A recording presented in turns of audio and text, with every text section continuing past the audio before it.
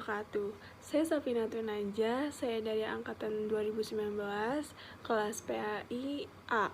Saya akan memberikan kultum yang berjudul Etika Berpakaian Wanita Muslimah dalam Islam berdasarkan Al-Quran dan Hadis.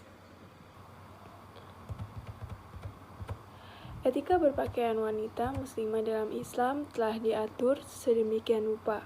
Bahkan bisa dikatakan aturan tersebut telah diajarkan secara rinci baik dalam Al-Quran maupun hadis Nabi. Salah satu di antaranya adalah penggunaan hijab. Ada beberapa pandangan ulama terhadap hijab wanita yang kesemuanya bertujuan untuk kemaslahatan kaum muslimah. Kata hijab berasal dari kata hajaba yang berarti bersembunyi dari penglihatan, yang juga berarti al-satr, suatu benda yang menjadi sekat bagi benda yang lain. Jadi hijab adalah sesuatu yang digunakan sebagai alat untuk memisah. Pemakaian hijab lebih dikhususkan pada istri-istri Nabi ketika mereka berbicara dengan laki-laki lain. Mereka harus berbicara di balik tabir, dengan begitu laki-laki yang bukan mahram atau orang yang mahram dinikahi tidak bisa melihat sosok istri-istri Nabi berdasarkan firman Allah surat Al-Ahzab ayat 53. Bismillahirrahmanirrahim. Ya ayyuhalladzina amanu la tadkhulu buyutan nabiyyi illa ayyuzana lakum ila ta'amil ghairu nadirina inahu walakin idza zu'itum fadkhulu fa idza ta'imtum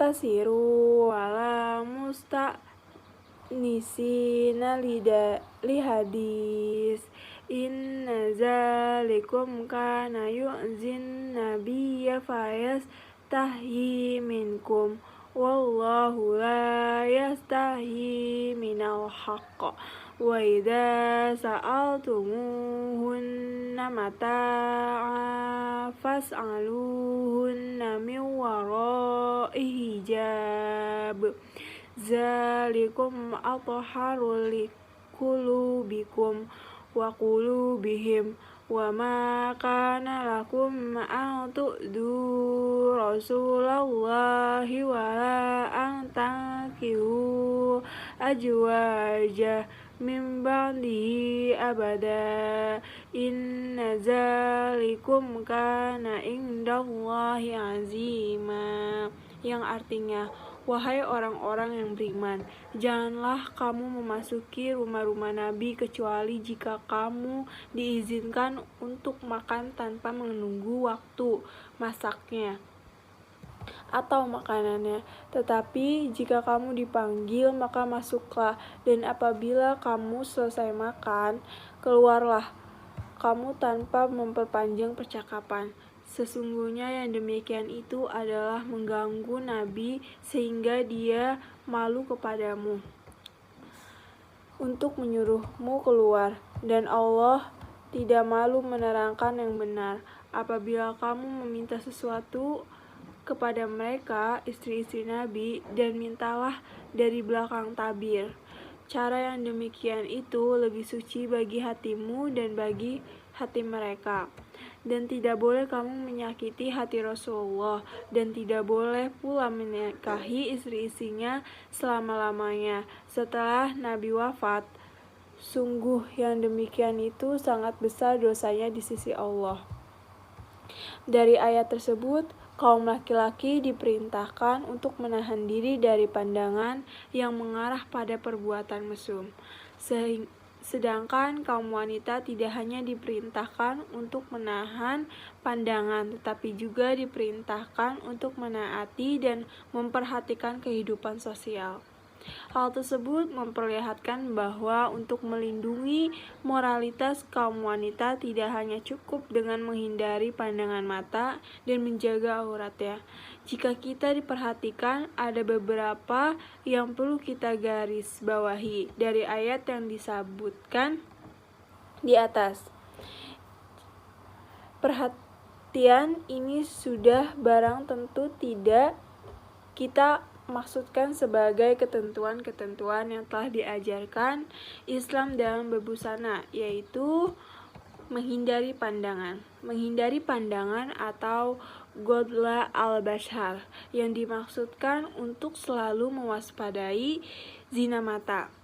Arti Ghadla al-Bashar adalah tidak memandang untuk mencari kelezatan melainkan yang bersifat pendahuluan dalam pembicaraan saja dan merupakan pandangan yang tidak sengaja, tidak diulangi dan tidak untuk mencari kepuasan. Rasulullah tidak melarang memandang wanita, tetapi tujuan yang utama adalah untuk mencegah akibat-akibat negatif yang bisa ditimbulkan. Oleh karena itu, beliau melarang melihat yang tidak ada manfaat sosial atau hanya didasarkan pada motivasi seksual belaka.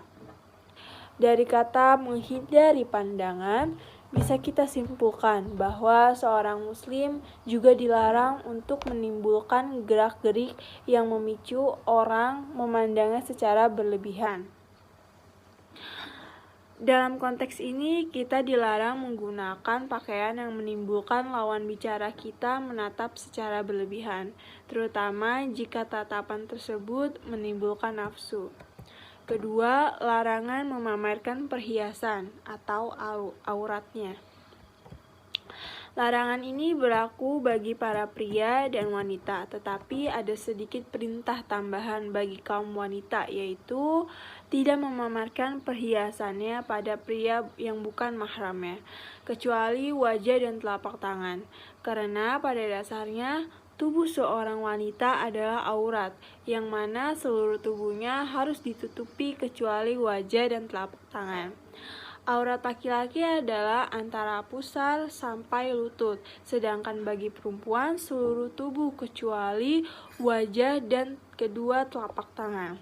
Oleh karena itu, seorang wanita harus menutup tubuhnya sesuai dengan Al-Quran, surat Al-Ahzab ayat 59. Ayat tersebut mengandung maksud mendidik kaum wanita muslimah agar mengenakan busana luar yang modelnya sesuai dengan adat kesopanan masyarakat setempat sehingga tidak menjadi gunjingan masyarakat. Sabab al-nuzul ayat tersebut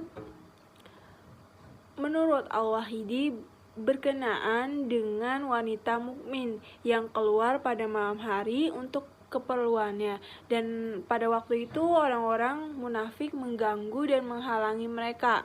Berkenaan dengan hal tersebut, maka turunlah ayat di atas.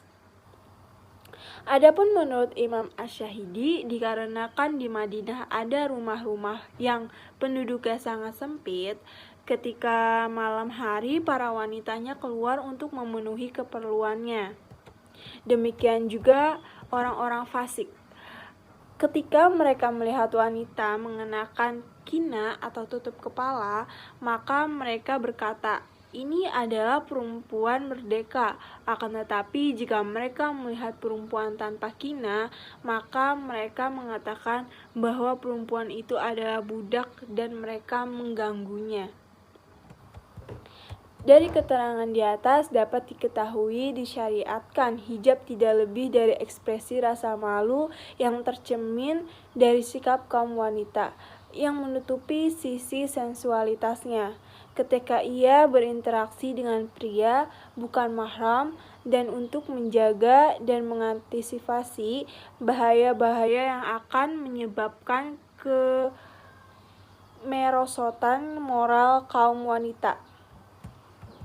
Seorang wanita yang akan keluar dari rumahnya dan berinteraksi dengan pria bukan mahram, maka Ia harus memperhatikan sopan santun dan tata cara busana. Yang dikenakan haruslah memenuhi beberapa syarat. Pertama, meliputi seluruh badan kecuali diperbolehkan, yaitu wajah dan kedua telapak tangan. Kedua, bukan berfungsi sebagai perhiasan. Ketiga, tebal tidak tipis. Keempat, longgar tidak ketat. Kelima, tidak diberi parfum atau minyak wangi. Keenam, tidak menyerupai pakaian laki-laki. Ketujuh, tidak menyerupai pakaian wanita kafir. Kedelapan, bukanlah pakaian untuk mencari popularitasnya. Islam mengajarkan etika berbusana yang menutup aurat tidak lain adalah demi perlindungan terhadap pengguna, terutama kaum hawa, sehingga pelecehan seksual tidak terjadi. Dengan demikian, harkat dan martabat kaum wanita akan terlindungi. Kalau tidak ingin direndahkan, maka hargailah diri sendiri. Sekian kultum dari saya. Wassalamualaikum warahmatullahi wabarakatuh.